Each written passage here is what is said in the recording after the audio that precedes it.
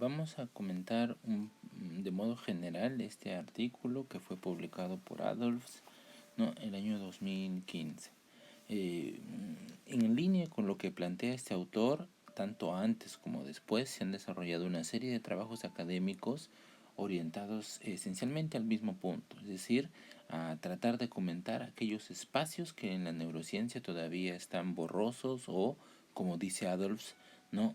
Son aquellas preguntas que no tienen respuesta, ¿no? Aquellos problemas que no han sido resueltos por la neurociencia, ¿no? Este fenómeno de reconocer que la neurociencia, entiéndase la disciplina abocada a la comprensión del sistema nervioso y cómo esto se relaciona con la conducta, cómo esto se relaciona con la actividad mental, cómo esto se relaciona con las patologías neuropsiquiátricas, whatever, ¿ya?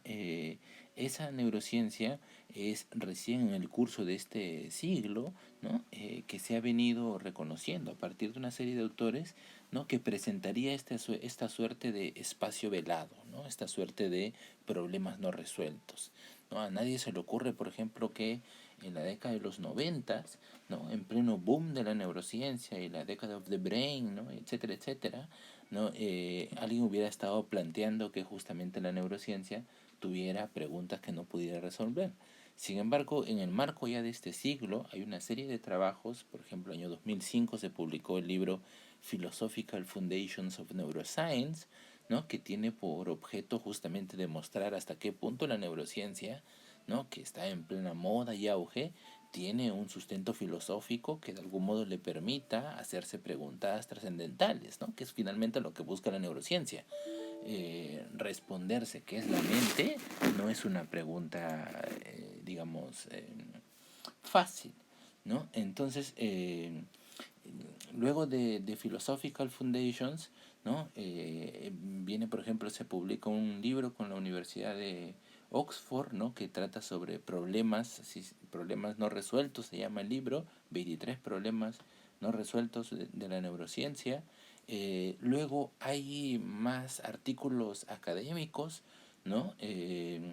Por ejemplo, Eagleman publica Los grandes misterios de la neurociencia en una revista de divulgación científica, y al parecer eso pega mucho, ¿no? Porque inmediatamente después de eso aparece en Wikipedia, ¿no? Mira, una categoría justamente que habla de los problemas no resueltos, ¿no?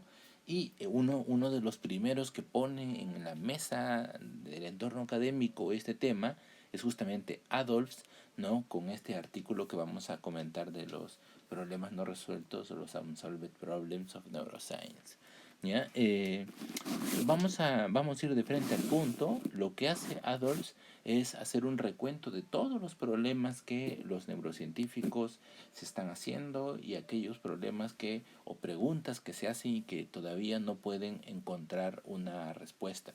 Y lo que hace Adolphs es agrupar estos problemas en términos de complejidad y sobre todo en términos de posibilidad de resolverse en un marco, digamos, de tiempo a futuro, ¿no? Y los agrupa de un modo general, Adolf, a problemas que serán resueltos pronto, ¿no?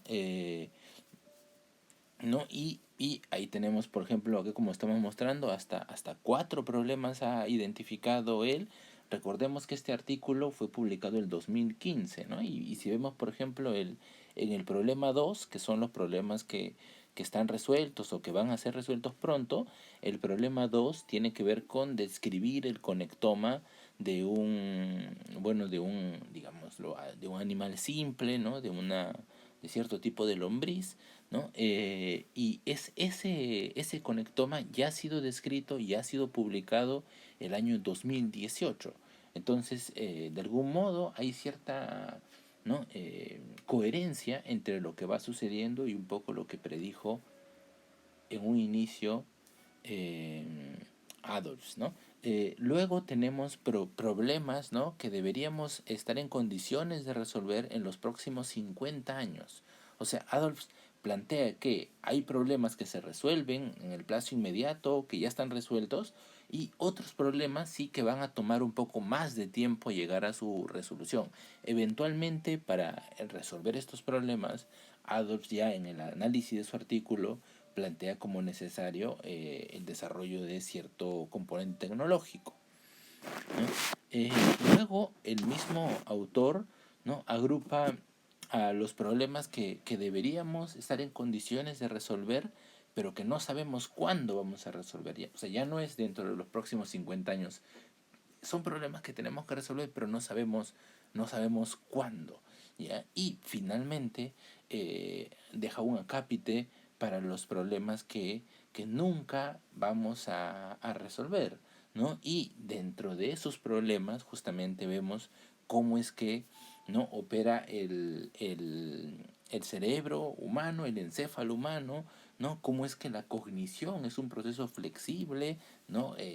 Lo que podríamos llamar cómo es que la neuroplasticidad, ¿no?, determina los procesos cognitivos, y finalmente cómo es que de todo ese amasijo de células, neuronas, glía, flujo de impulsos eléctricos y demás, de toda esa organización, cómo emerge, cómo se estructura, cómo se determina la actividad consciente, ¿no? Este autor no está planteando sus preguntas en términos de mente, ¿no? Hay otros autores que sí prefieren el concepto mente y no el concepto conciencia, por ejemplo, pero un poco, digamos, en síntesis, todos estos autores pueden como que coincidir en que hay problemas simples que se resolverán en el plazo inmediato, problemas más o menos difíciles que eventualmente la tecnología podría llevar a resolverlos, y problemas ciertamente duros o si queremos decirlo en términos de Adolphs, ¿no?, problemas imposibles, que serían justamente aquellos que pasan por dar cuenta por los fenómenos típicamente humanos, como es la mente, como es la conciencia, la subjetividad y demás. En todo este marco de la neurociencia, y tener que la neurociencia contempla problemas que no puede resolver, entonces, bueno, esto obliga a tomar una posición con respecto al futuro, ¿no? ¿Por qué seguir insistiendo en una disciplina que ya de por sí se nos evidencia como una disciplina incompleta, ¿no?, como una disciplina que no está en condiciones de resolver ni siquiera los problemas que se propone, ¿no? Eso sería, por un lado, una posición. Y por otra posición viene un poco la idea de Ortiz, ¿no? Porque para Ortiz no es que la neurociencia se haga problemas que no puede responderse. No es que los neurocientíficos estén haciendo preguntas que no pueden responderse, sino que es la propia neurociencia, con sus deficiencias intrínsecas, epistémicas, ¿no? Ya Ortiz va a describir algunos, los que él considera cuáles son los principales problemas de la neurociencia, que no son ninguno de estos que Adolf menciona, ¿no? Los problemas de neurociencia de Ortiz en realidad son claramente problemas mortales, ¿no? O sea, son problemas que si no se resuelven, prácticamente es una necedad seguir insistiendo con ese tipo de disciplina, ¿no? Entonces, un poco es eso lo que plantea Ortiz, ¿no? Ortiz no va a buscar resolver los problemas de la neurociencia. Es más, Ortiz ni se complica con cuáles son los problemas de la neurociencia. Mal diríamos al plantear que Ortiz está haciendo una neurociencia, ¿no? Ortiz está muchísimo más arriba, ¿no? Ortiz critica la neurociencia y plantea que los problemas que la neurociencia nos puede resolver, los unsolved problems, se deben a las deficiencias propias de la neurociencia, y que por lo tanto, en tanto esas deficiencias no cambien, prácticamente los problemas no serán resueltos. ¿Ok? Entonces, en ese sentido, Ortiz elabora una crítica rotunda a los paradigmas contemporáneos de la neurociencia. Ahora, bien podría decirse, oye, pero una crítica de ese tipo ya está hecha en el libro del 2004-2005, Philosophical Foundations of Neuroscience. Ahí claramente Peter Hacker y Max Dennett lo que hacen es plantear una explicación crítica al, a la neurociencia, ¿no? Y prácticamente dejando completamente a la neurociencia desnudada, ¿no? Evidenciando sus límites, sus contradicciones, sus insuficiencias.